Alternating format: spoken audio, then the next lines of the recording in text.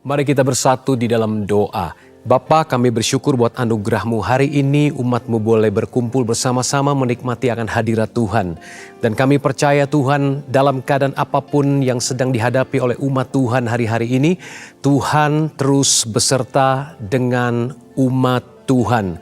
Dimanapun umat-Mu berada, pertolongan Tuhan tidak pernah terlambat. Yang sakit Tuhan sembuhkan, yang letih lesu berbeban berat Tuhan tolong dan kuatkan. Tuhan menyembuhkan, memulihkan, membangkitkan seluruh umat Tuhan, membangkitkan mereka menjadi pribadi-pribadi yang dewasa, serupa dengan Tuhan Yesus. Kami juga bersepakat bersama-sama berdoa buat para pemimpin rohani kami. Mulai dari Pastor Niko sebagai gembala sidang kami, pelaksana harian Bapak Beni Gunawan yang kami kasihi dan hormati, dan juga setiap wakil-wakilnya yang ada di kota Bandung, kelima wakilnya. Tuhan, kami bersepakat berkati mereka, urapi mereka, tuntun mereka semua hanya berjalan di dalam kuasa dan tuntunan Roh Kudus semata-mata. Dan kami percaya Tuhan, roh kasih karunia berlimpah-limpah atas para pemimpin kami untuk menjadi teladan hidup seperti Tuhan Yesus telah hidup. Sehingga kuasa-Mu mengalir atas setiap umat-Mu dimanapun mereka berada. Domba-domba yang digembalakan akan melihat terang yang dahsyat, melihat teladan yang luar biasa. Dan semua umat-Mu diberkati dan menjadi berkat bagi banyak orang. Kami juga sepakat berdoa buat bangsa dan negara kami Indonesia. Kami percaya seluruh rakyat yang ada di negeri ini, Engkau sangat mengasihi dan jauh lebih dahsyat kasih-Mu buat mereka semua dibandingkan kasih kami yang terbatas. Kami berdoa saat ini roh pertobatan, damai sejahtera tercurah atas bangsa kami Indonesia. Dari Sabang sampai Merauke, kami melihat lawatan Allah yang dahsyat terjadi di mana-mana. Jiwa-jiwa datang kepada Kristus, bersujud, mengaku bahwa Yesus Kristus adalah Tuhan. Dan kami percaya ketika kebenaran menjadi realita yang nyata, maka damai sejahtera akan turun atas Indonesia. Shalom turun atas seluruh Indonesia. Nusantara penuh dengan kemuliaan Allah di dalam nama Tuhan Yesus. Bapa di sorga, sebentar hamba-Mu akan menyampaikan kebenaran firman-Mu. Urapi hamba-Mu, pakai lidah bibir perkataannya menjadi senjata yang kuat, yang membangun iman setiap kami yang mendengarnya. Dan kami percaya Tuhan Yesus, pengurapan Roh Kudus berkuasa atas setiap kami. Kami diubahkan makin hari makin dewasa, makin serupa dengan Tuhan Yesus Kristus. Kami siap menyambut kebenaran firman Tuhan yang penuh kuasa hanya di dalam nama Tuhan Yesus Kristus. Haleluya. Amin.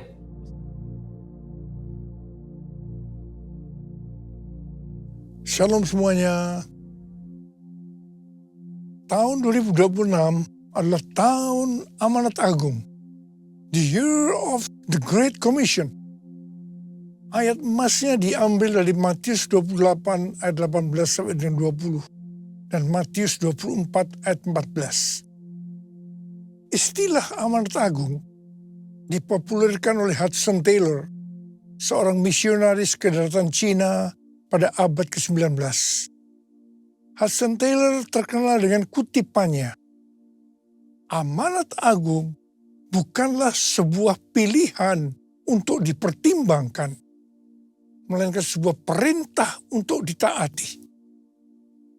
Yang dimaksud dengan amanat bukan sekedar perintah, tetapi suatu perintah pengutusan yang diperlengkapi dengan kuasa otoritas ilahi.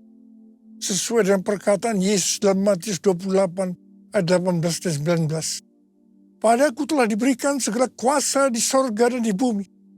Karena itu pergilah, jadikanlah semua bangsa muridku. Setiap kali kita berbicara tentang amanat agung, maka kita diingatkan tentang hal-hal sebagai berikut. Yang pertama, kita harus menjadi murid Tuhan Yesus. Yang kedua, tugas utama dari seorang murid Tuhan Yesus.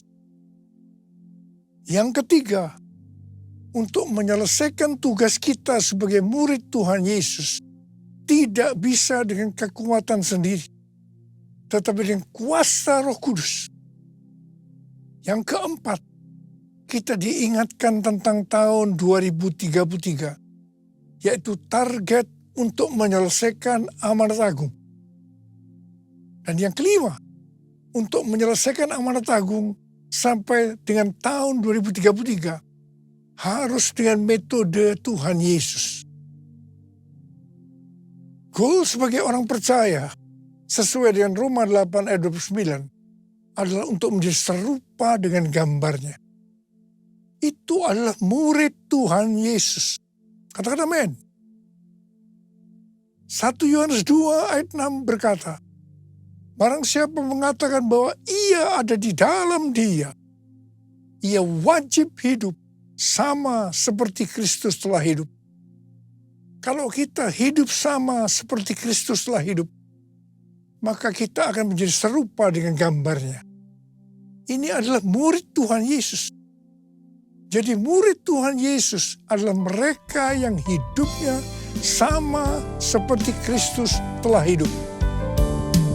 Menjadi seperti Kau, Yesus.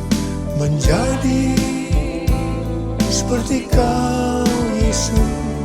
Menjadi sempurna dalam seluruh hidupku. Menjadi seperti Kau, Yesus. Menjadi seperti Kau, Yesus. Menjadi sempurna dalam seluruh hidupku. Sesuai dengan Matius 28 ayat 18 sampai dengan 20. Maka tugas utama dari murid Tuhan Yesus tanpa melihat profesinya adalah menjadikan semua bangsa murid Tuhan Yesus. Artinya, kita harus menyelesaikan amanat agung. Untuk menyelesaikan amanat agung tidak bisa dengan kekuatan sendiri, tetapi harus dengan kuasa Roh Kudus. Sebelum Tuhan Yesus naik ke sorga, Ia memberikan pesan yang terakhir kepada murid-muridnya dari Kisah Para Rasul 1 ayat 8. Tetapi kamu akan menerima kuasa kalau Roh Kudus turun ke atas kamu, dan kamu akan menjadi saksiku di Yerusalem dan di seluruh Yudea dan Samaria dan sampai ke ujung bumi. Setelah itu Tuhan Yesus naik ke sorga.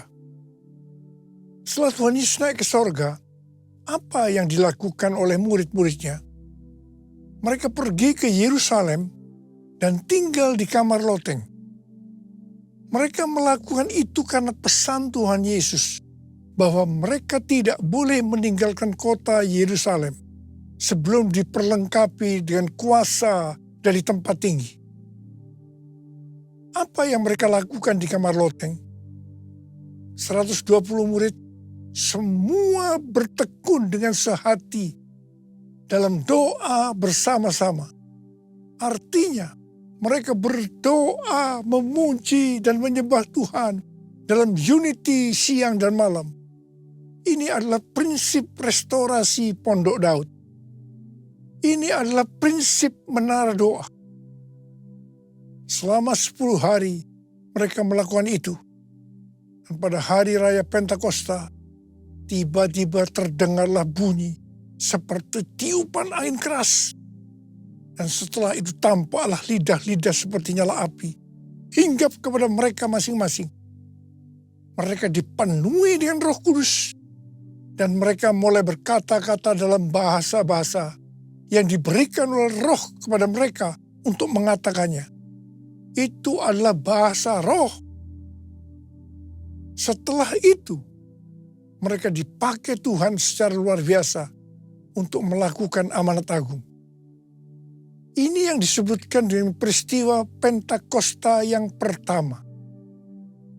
Pentakosta yang pertama ini dahsyat. Mengapa? Karena dalam waktu beberapa ratus tahun, 70% dari dunia yang dikenal waktu itu, yaitu yang berada di bawah kekaisaran Romawi, menjadi Kristen. Pertanyaannya, Apakah amanat agung sudah selesai? Belum. Karena itu, pada tahun 1906, kembali Roh Kudus dicurahkan seperti yang terjadi pada Pentakosta pertama, yaitu di Azusa Street, Los Angeles, Amerika Serikat. Seorang hamba Tuhan berkulit hitam yang bernama William Seymour dipakai Tuhan.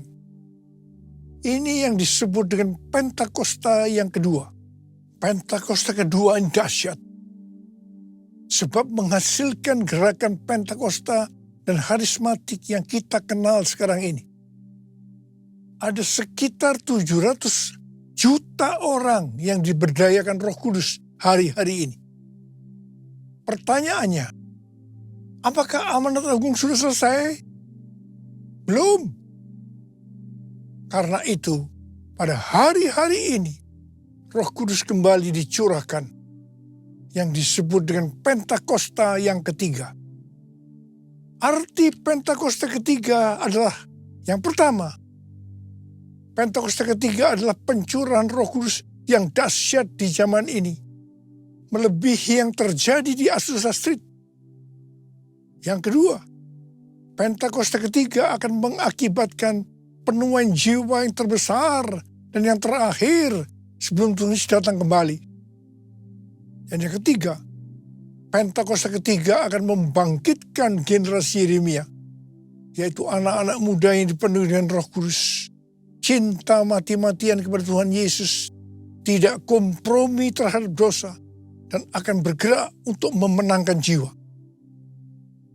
Dan yang keempat, Pentakosta ketiga lahir di Indonesia dan bergerak ke bangsa-bangsa. Gerakan ini dari timur ke barat dan akan kembali ke Yerusalem. Yang kelima, Pentakosta ketiga akan memberikan kuasa untuk menyelesaikan amanat agung. Dan setelah itu, Tuhan Yesus datang kembali.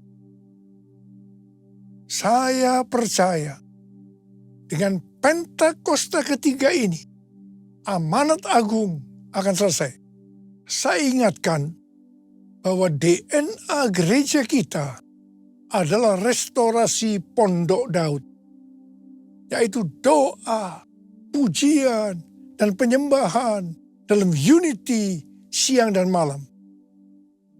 Ternyata sekitar 2000 tahun yang lalu, ini sudah dilakukan oleh murid-murid Tuhan Yesus, yaitu pada waktu menantikan peristiwa pencurahan Roh Kudus yang disebutkan dengan Pentakosta yang pertama. Siapa mengira kita diberikan visi restorasi Pondok Daud untuk menantikan pencurahan Roh Kudus yang disebut dengan Pentakosta yang ketiga.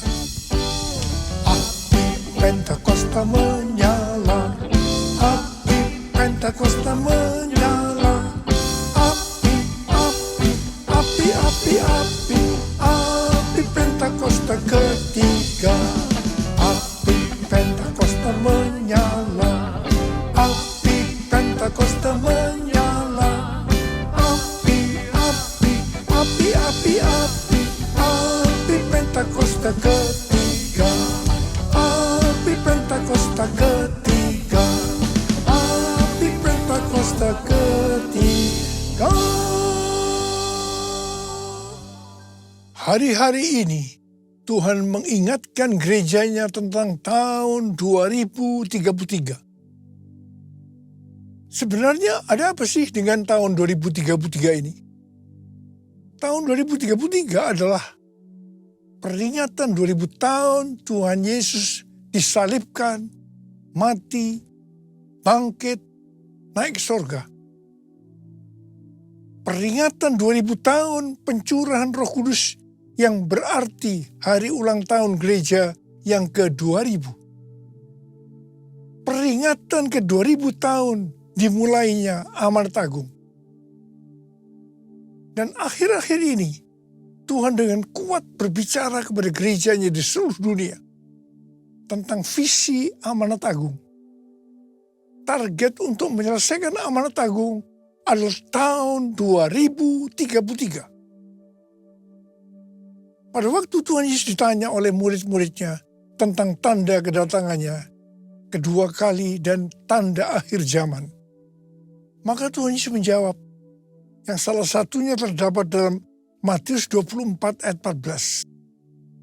Dan Injil kerajaan ini akan diberitakan di seluruh dunia, menjadi kesaksian bagi semua bangsa. Sesudah itu barulah tiba kesudahannya. Dengan perkataan lain, kalau amanat agung sudah selesai, maka sesudah itu barulah tiba kesudahannya. Barulah Tuhan Yesus datang kembali. Kata sesudah itu tidak ada seorang pun yang tahu berapa lama. Bisa 1 hari, 1 minggu, 1 bulan, 1 tahun, atau beberapa tahun. Tapi yang jelas tidak akan lama. Sebab Tuhan Yesus berkata, "Aku datang segera." Saya tidak pernah mengatakan bahwa tahun 2033 Tuhan Yesus pasti datang. Itu tidak alkitabiah. Saya tidak berkata seperti itu. Tetapi yang saya katakan, tahun 2033 Tuhan Yesus bisa datang. Itu alkitabiah. Karena kedatangan Tuhan Yesus bisa sewaktu-waktu. Apa arti pesan ini buat kita? Waktu kedatangan Tuhan Yesus sudah sangat dekat. Kita harus mempersiapkan diri sebaik-baiknya dengan menyelesaikan amanat agung. Hosana, Hosana, datanglah Tuhan Yesus. Hosana, Hosana, ku merindukanmu. Ku merindukanmu. Ku merindukanmu. Sebagai murid-murid yang menerima amanat agung dari Tuhan Yesus, kita harus belajar cara Tuhan Yesus melakukannya. Sehingga kita bisa menjangkau dunia dalam 7 tahun ke depan sampai tahun 2033. Pada waktu General Assembly yang ke-14 dari World Evangelical Alliance di Korea Selatan tanggal 27 sampai dengan 31 Oktober 2025 yang lalu. Temanya adalah The Gospel for Everyone by 2033.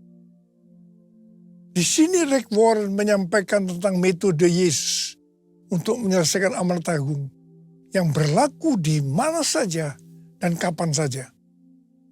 Metode ini disingkat dengan peace. P, pass on the good news.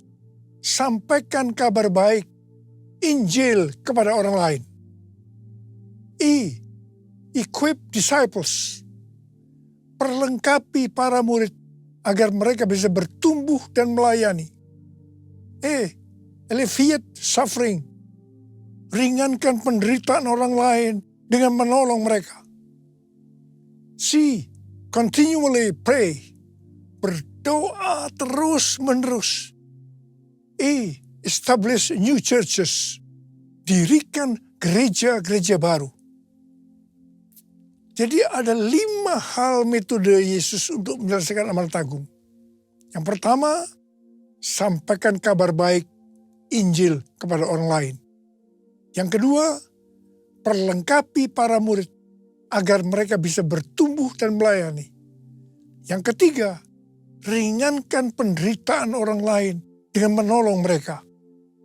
Yang keempat, berdoa terus-menerus. Dan yang kelima, dirikan gereja-gereja baru. Supaya kita bisa melakukan seperti yang Yesus lakukan. Maka seperti apa yang tertulis dalam 1 Yohanes 2 ayat 6. Bahwa kita wajib hidup sama seperti Kristus telah hidup. hal-hal yang dilakukan Tuhan Yesus pada waktu dia masih ada di dalam dunia ini adalah sebagai berikut.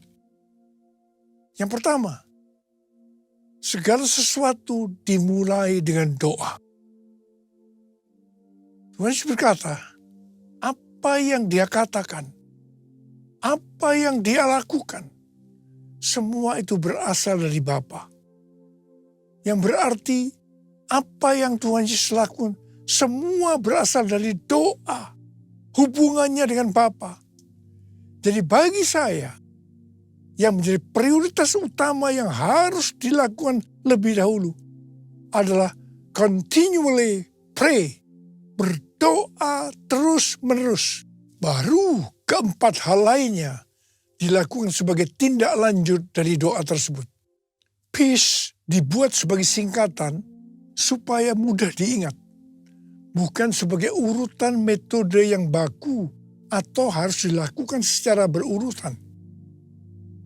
Hal yang kedua yang dilakukan oleh Tuhan Yesus adalah memberikan contoh dalam hal memberi.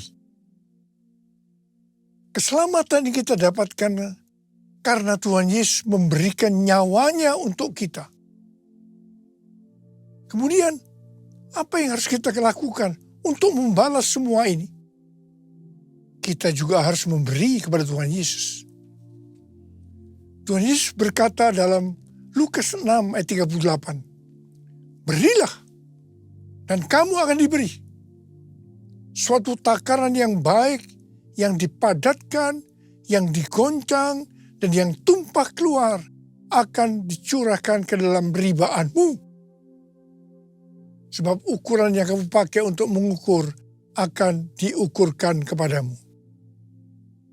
Jadi, kalau kita memberi, Tuhan akan mengembalikan berlipat-lipat kali ganda. Sekitar 15 tahun yang lalu, Tuhan berbicara kepada saya untuk memberi melalui Amsal 3 ayat 9 dan 10. Muliakanlah Tuhan dengan hartamu dan dengan hasil pertama dari segala penghasilanmu. Maka lumbung-lumbungmu akan diisi penuh sampai melimpah-limpah. Dan bejana pemerahanmu akan meluap dengan air buah anggurnya. Ini yang disebut sebagai persembahan sulung.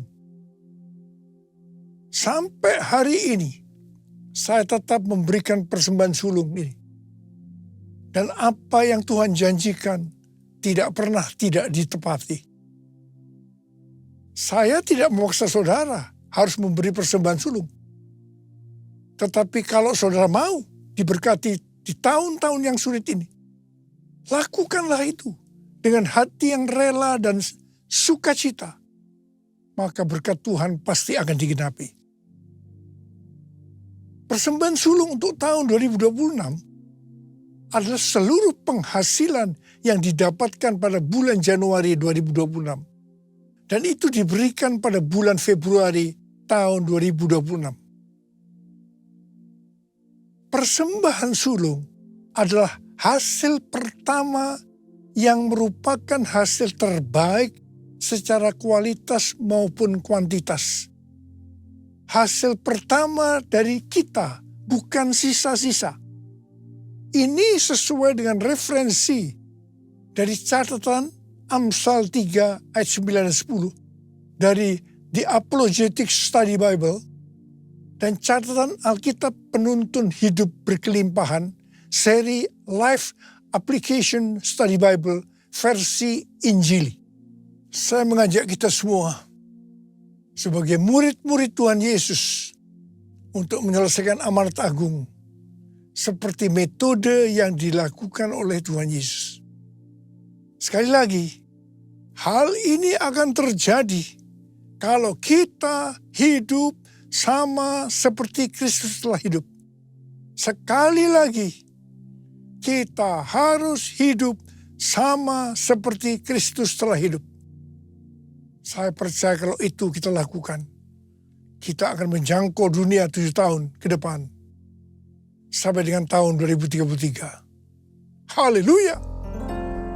Bless the Lord, oh my soul.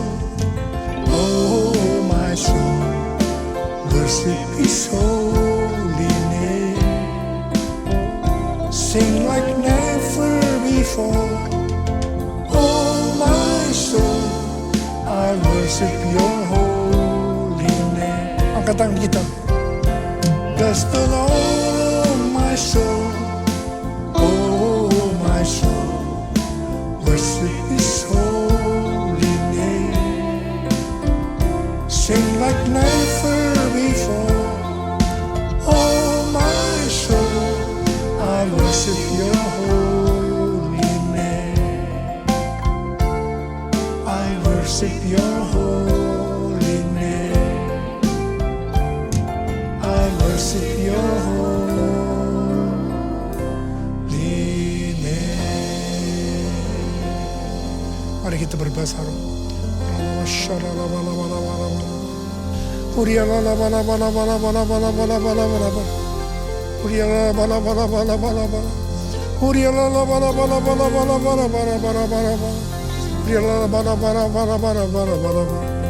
Bapa, curahkan rohmu, urapi kami ya Aba.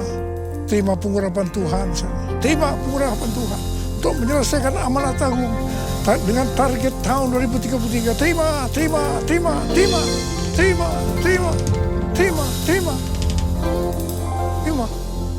Dalam nama Yesus. Amin.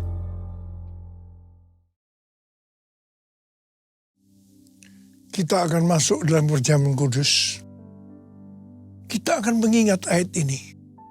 Sebab setiap kali kamu makan roti ini dan minum cawan ini, kamu memberitakan kematian Tuhan sampai Ia datang. Perjamuan kudus adalah perjamuan Tuhan Yesus sendiri. Setiap kali kita masuk dalam perjamuan kudus, Tuhan Yesus selalu berkata, biarlah ini menjadi peringatan akan aku. Peringatan akan aku. Karena itu marilah, arahkan hati kita kepada kebaikan Tuhan. Kita akan mengingat kebaikan Tuhan. Supaya kita lebih mengasihi Tuhan Yesus. Kita lebih mengasihi satu dengan yang lain. Ditundukkan kepala. Tuhan, siapakah kami ini sebelum kami mengenal Engkau? Kami semua orang berdosa. Upah dosa adalah maut, mati. Tapi Engkau yang tidak berdosa telah dijadikan dosa oleh karena kami semua, Tuhan. Engkau harus turun dari surga mulia, mati ganti kami dengan penderitaan yang luar biasa. Itu Engkau ya Aba. Engkau jadikan kami sebagai anak-anak-Mu. Engkau tuntun, Engkau bela, Engkau lindungi kami. Engkau tegur kalau kami salah. Itu Engkau Aba. Kita akan masuk dalam perjamuan kudus. Tuhan Yesus akan memberkati kita melalui perjamuan kudus ini. Tapi Tuhan mau kita makan dan minum dengan cara yang benar. Karena itu masing-masing sekarang berdoa. Berdoa, introspeksi. Lihat keadaan diri masing-masing. Jangan menyimpan dosa. Kalau Tuhan ingatkan ada dosa yang harus diselesaikan, langsung minta ampun. Ampuni saya Tuhan. Ampuni saya. Ampuni. Katakan ampuni. Ampuni saya Tuhan. Kau melihat anak-anakmu sedang meminta ampun Tuhan. Menyelesaikan segala sesuatunya dengan Tuhan. Bapak terima kasih.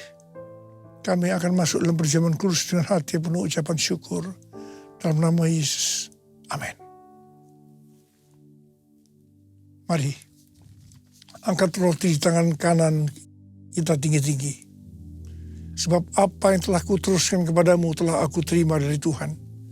Yaitu bahwa Tuhan Yesus pada malam waktu Ia diserahkan mengambil roti. Dan sesudah itu Ia mengucap syukur atasnya. Ia memecah-mecahkannya dan berkata, inilah tubuhku yang diserahkan bagi kamu. Perbuatlah ini menjadi peringatan akan aku.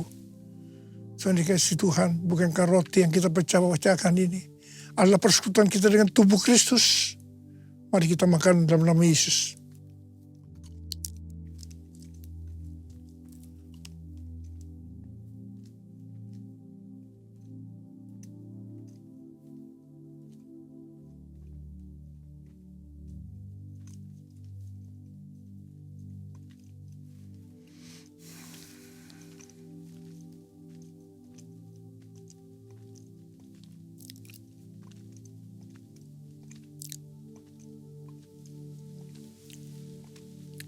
angkat cawan dari tangan kanan kita tinggi-tinggi. Demikian juga ia mengambil cawan sesudah makan lalu berkata, cawan ini adalah perjanjian baru yang diterangkan oleh darahku. Perbuatlah ini setiap kali kamu meminumnya, jadi peringatan akan aku. Saudara dikasihi Tuhan, bukan cawan pengucapan syukur, yang atasnya kita ucapkan syukur, adalah persekutuan kita dengan darah Yesus. Mari kita minum dalam nama Yesus.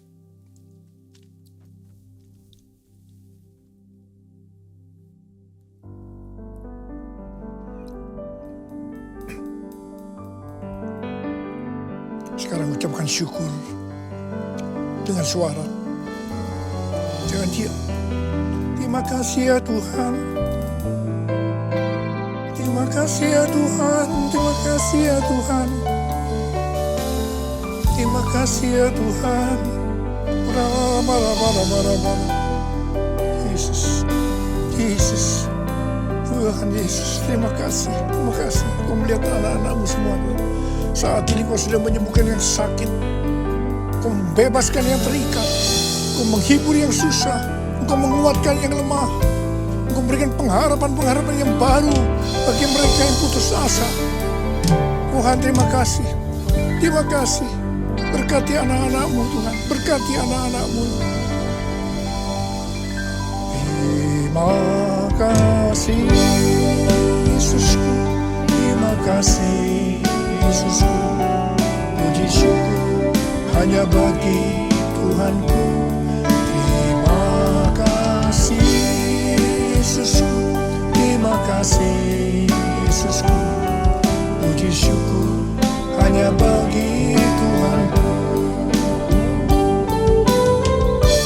Terima kasih Yesusku, terima kasih Yesusku, puji syukur hanya bagi Tuhanku. Terima kasih Yesusku, terima kasih Yesusku, puji syukur hanya bagi Tuhanku. Puji syukur hanya bagi Tuhanku. Puji syukur hanya bagi